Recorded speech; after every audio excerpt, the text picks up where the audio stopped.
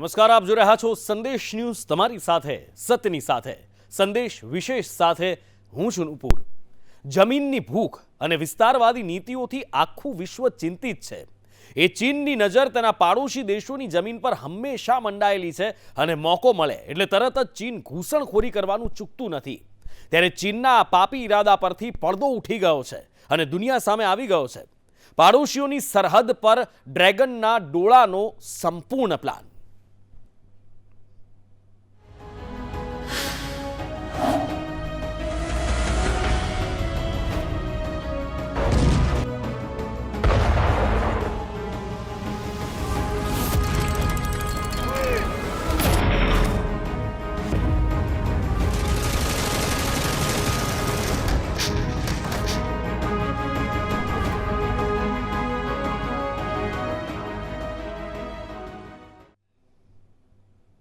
એક વર્ષ પહેલા લદ્દાખ, એક સપ્તાહ પહેલા ઉત્તરાખંડ અને હવે અરુણાચલ પ્રદેશ।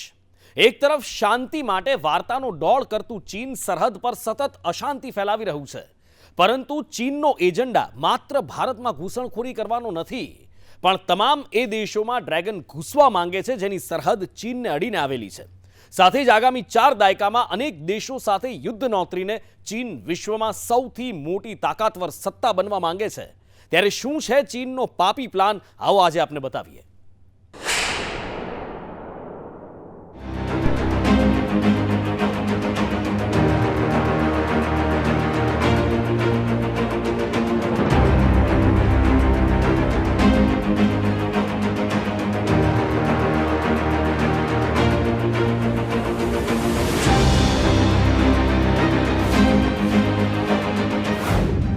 પાપી ડ્રેગનનો વધુ એક ફૂંફાળો।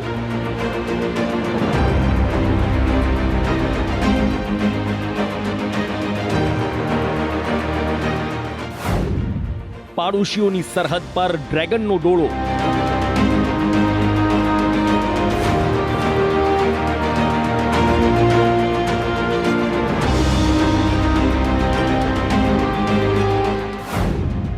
વિસ્તારવાદી ભૂખ નોતરશે યુદ્ધ।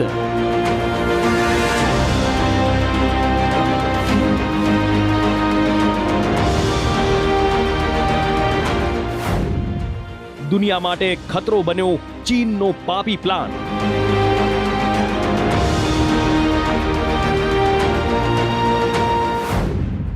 ભારત જ નહીં, ચીનના નિશાને અનેક દેશ।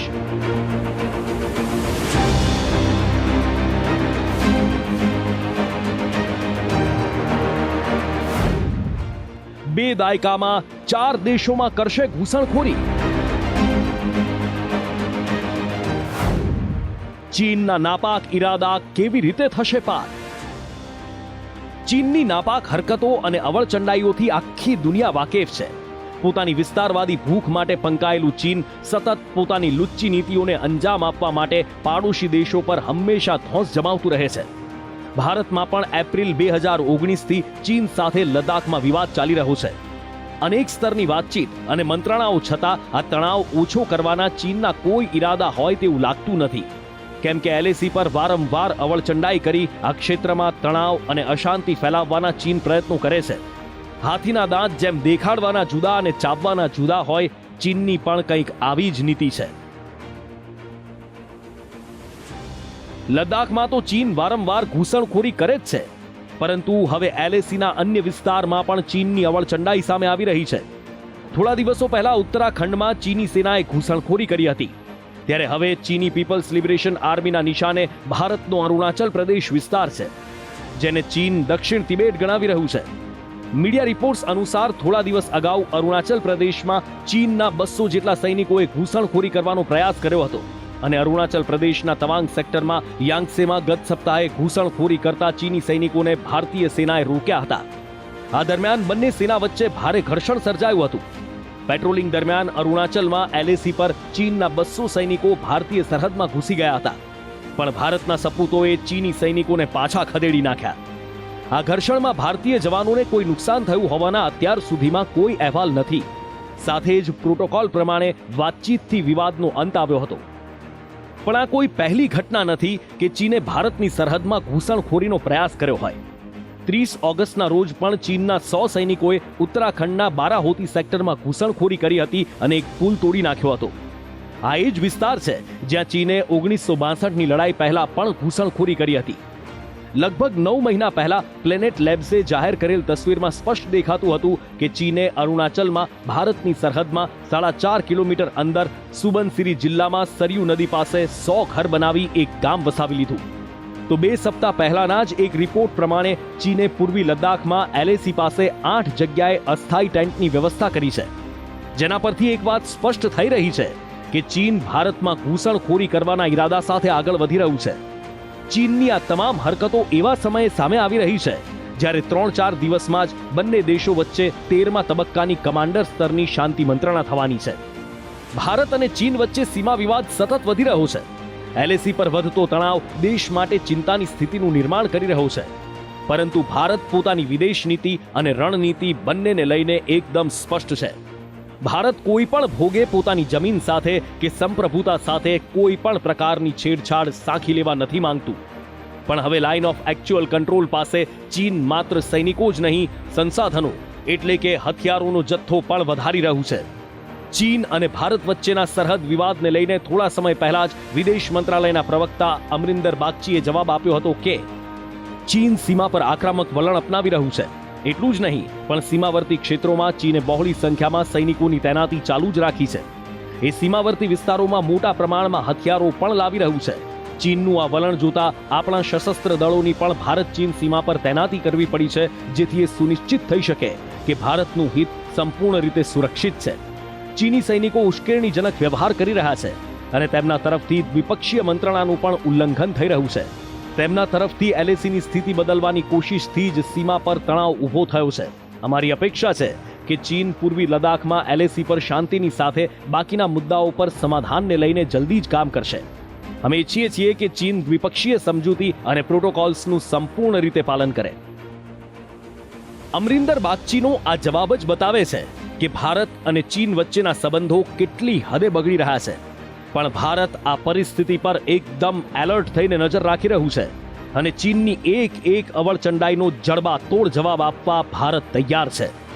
પરંતુ ચીનનો આ પાપી પ્લાન માત્ર ભારતમાં જ ઘૂસણખોરી કરવાનો નથી, પરંતુ ચીન 2 દાયકામાં 4 દેશોમાં ઘૂસણખોરીનો પ્લાન બનાવી રહ્યું છે અને ભારતની સાથે તાઇવાનમાં પણ ચીને અવળચંડાઈ શરૂ કરી છે. ચીની મીડિયા રિપોર્ટ્સમાં દાવો કરવામાં આવ્યો છે કે ચીન 2 દાયકામાં ભારતના અરુણાચલ પ્રદેશ પર કબજો કરી લેશે. આ સાથે જ ચીનની સરહદને અડીને આવેલા અન્ય 4 દેશ પર પણ કબજો કરવાની ફિરાકમાં છે ચીન. ચીન વર્ષ 2020થી લઈ 2060 સુધી એટલે કે 4 દાયકામાં ભારત, તાઇવાન, જાપાન અને રશિયાના કેટલાક વિસ્તારો ઉપર કબજો કરવા માટે સૈન્ય મુઠભેડની તૈયારી કરી રહ્યું છે. આ સાથે જ રિપોર્ટમાં એવો પણ દાવો કરવામાં આવ્યો છે કે વર્ષ 2035થી લઈ 2040 દરમિયાન ચીન ભારતના અરુણાચલ પ્રદેશ પર કબજો કરવાનો પ્રયાસ કરશે.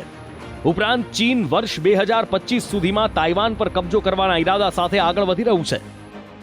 ચીનની સરકારના વખાણ કરનારા આ સમાચાર ચીનમાં અત્યારે વાયુવેગે પ્રસરી રહ્યા છે અને ચીનની વિસ્તારવાદી નીતિ પણ આવા જ સંકેત આપી રહી છે. વર્ષ 2013માં જાહેર થયેલ આ સમાચારમાં ચીનની વિસ્તારવાદી નીતિને લઈને જે દાવા કરવામાં આવ્યા છે એ દુનિયાને ચિંતામાં મૂકી દે તેમ છે.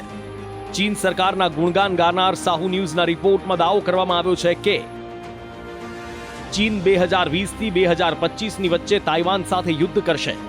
અમેરિકા અને જાપાન હસ્તક્ષેપ નહીં કરે તો તાઇવાન સાથે 3 મહિના સુધી યુદ્ધ ચાલશે. ચીનના રાષ્ટ્રપતિ સતત તાઇવાનને પરિણામ ભોગવવાની ધમકી આપી રહ્યા છે, તો બીજી તરફ અમેરિકા તાઇવાનને હથિયાર સહિતની મદદ કરી રહ્યું છે.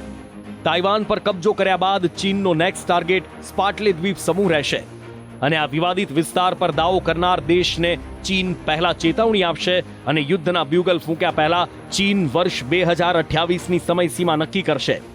એટલું જ નહીં, રિપોર્ટમાં એવો પણ દાવો કરવામાં આવ્યો છે કે અમેરિકા સીધી રીતે ચીન સાથે જંગ નહીં લડે, પરંતુ વિયેતનામ અને ફિલિપિન્સને ઉશ્કેરશે કે તેઓ ચીન સામે મુકાબલો કરે.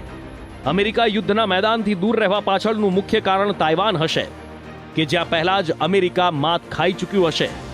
ચીનનો મુખ્ય એજન્ડા જાપાનના નિયંત્રણ પર રહેલ સેનકાકુ દ્વીપ પર કબજો કરવાનો છે, જેના માટે ચીન વર્ષ 2040થી 2050ની વચ્ચે યુદ્ધ શરૂ કરશે. ત્યારબાદ વર્ષ 2045 થી 2050 મોંગોલિયાને લઈને ચીન પોતાની કાર્યવાહી શરૂ કરશે અને છેલ્લે ચીન રશિયા સામે પણ જંગ લડશે, જે વર્ષ 2055 થી 2060 ની વચ્ચે શરૂ થશે. રિપોર્ટમાં અત્યારથી જ દાવો કરવામાં આવ્યો છે કે આ તમામ યુદ્ધમાં ચીનનો જ વિજય થશે. ચીનની આ પાપ લીલાના પ્લાનનો ઘટસ્ફોટ વર્ષ 2013માં જ જાહેર થઈ ચૂક્યો છે અને અત્યારે ફરી સોશિયલ મીડિયામાં ધૂમ મચાવી રહ્યો છે. તેની પાછળનું એકમાત્ર કારણ છે કે રિપોર્ટના દાવા મુજબ ચીની સેનાએ રણનૈતિક ષડયંત્રને અંજામ આપવાના પ્રયત્નો શરૂ કર્યા છે. ભારતના લદ્દાખ, ઉત્તરાખંડ અને અરુણાચલ પ્રદેશમાં ચીની સેના ઘૂસણખોરી કરવાનો સતત પ્રયત્ન કરી રહી છે. બીજી તરફ તાઇવાનની હવાઈ સરહદમાં ચીનના ફાઇટર જેટ્સ ઘૂસણખોરી કરી રહ્યા છે. પરંતુ ચાલબાજ ચીનના આ પાપી ઈરાદા ભારતમાં સફળ થાય તેની સંભાવના ખૂબ નહિવત આંકવામાં આવી રહી છે, કેમ કે ભારત અત્યારે વિશ્વની ઉભરતી તાકાતના રૂપમાં આગળ વધી રહ્યું છે અને સરહદ પર ચીનની સેનાને જડબાતોડ જવાબ આપવા માટે તૈયાર છે. દર વખતે ભારતના સૈનિકો ચીનને જડબાતોડ જવાબ આપે છે, પછી તે ગલવાન હોય કે અરુણાચલ પ્રદેશ.